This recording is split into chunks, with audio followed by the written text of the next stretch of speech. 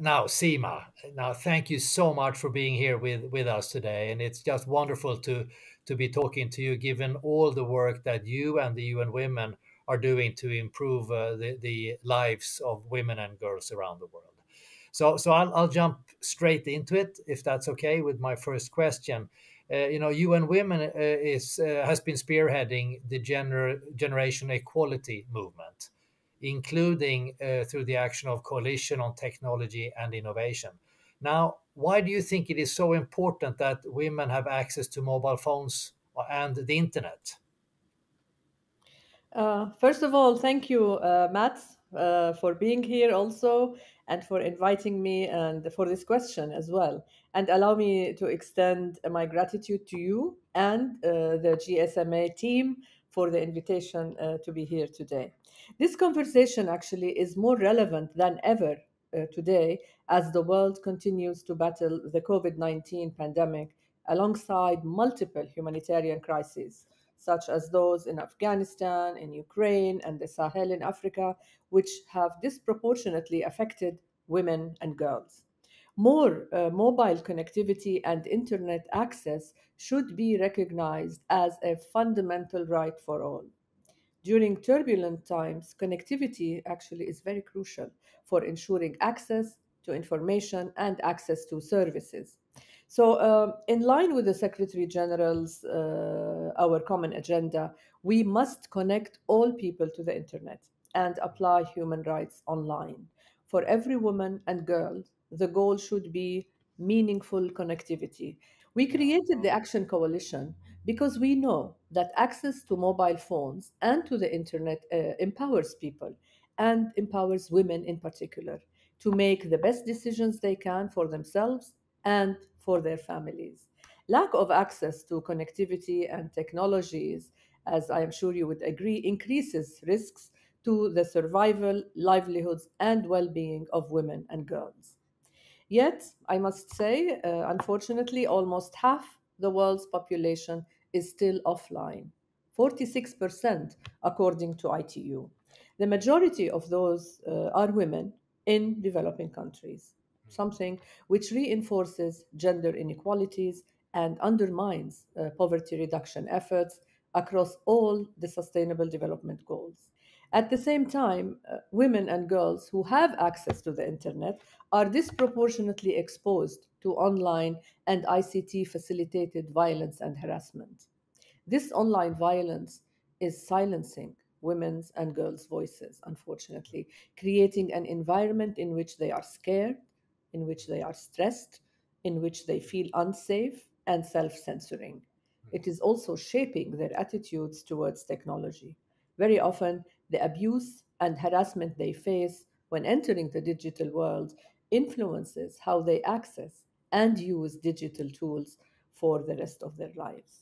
So, the Generation Equality Action Coalition for Technology and Innovation for Gender Equality is therefore a crucial tool for UN Women to drive multi stakeholder action and help our partners tackle these problems holistically. Bridging the gender gap in digital access is not something schools, governments, or companies can address alone and in isolation.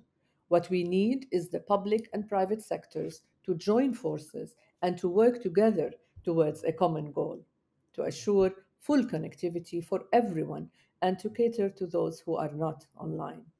So, as a commitment maker to the Action Coalition, we count on your support to continue to mobilize mobile industry partners and to make sure that we reduce the gender gap and that reducing the gender gap is at the core and not at the margins of their business strategies. No, I hope thank I've you, answered Sim. your question, Max. Yeah, no, absolutely, and more. That's great. So I think it is very relevant what you are describing here.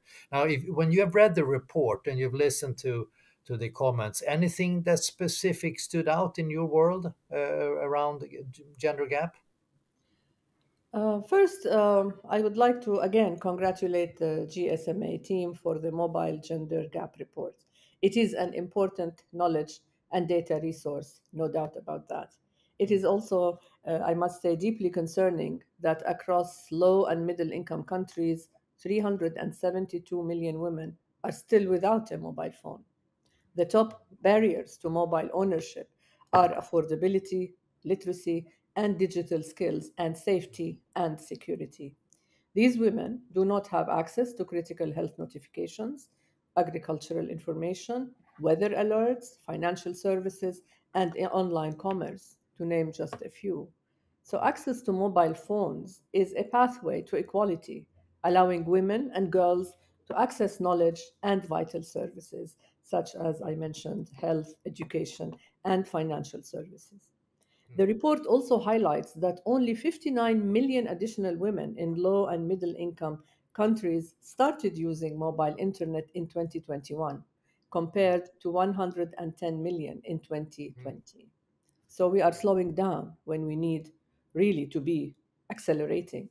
We know that over 90% of jobs worldwide have a digital component. This highlights how closing the digital divide is a prerequisite for achieving SDG 5. This is especially relevant also for women entrepreneurs in the mobile and tech sectors, since women led SMEs are disproportionately affected by the economic disruptions of the COVID 19 crisis and the aftermath of it. So the report really highlights affordability.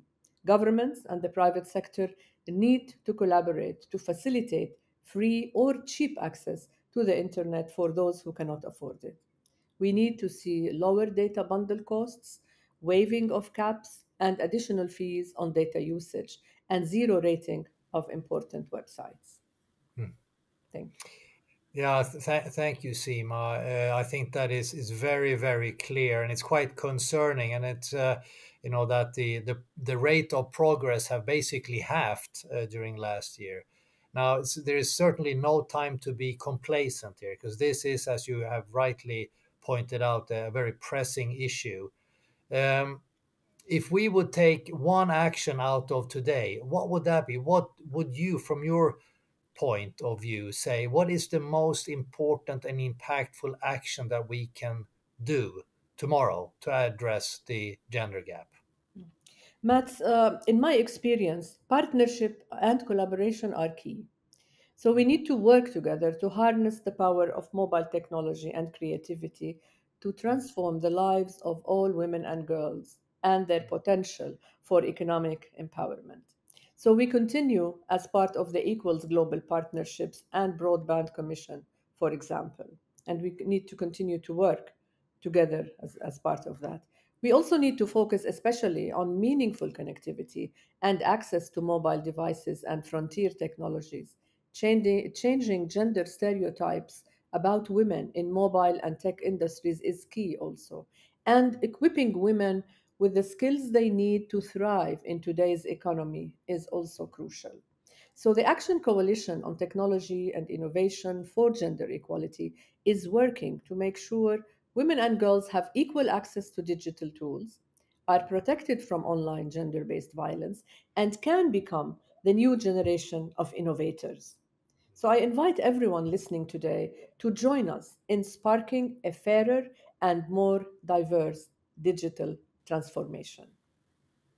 Fantastic, Seema. Thank you so much for those very valuable insights. And I hope that everyone that has listening is reflecting on what they could be doing within their organizations to really enable women and their families to gain full benefits of connectivity. And Seema, we look forward to continue our collaboration with you and women, and it is such an important partnership for us as we keep working together to make sure that women are not left behind in this new age, this new digital age. So thank you again, Sima, and I look forward to seeing you soon.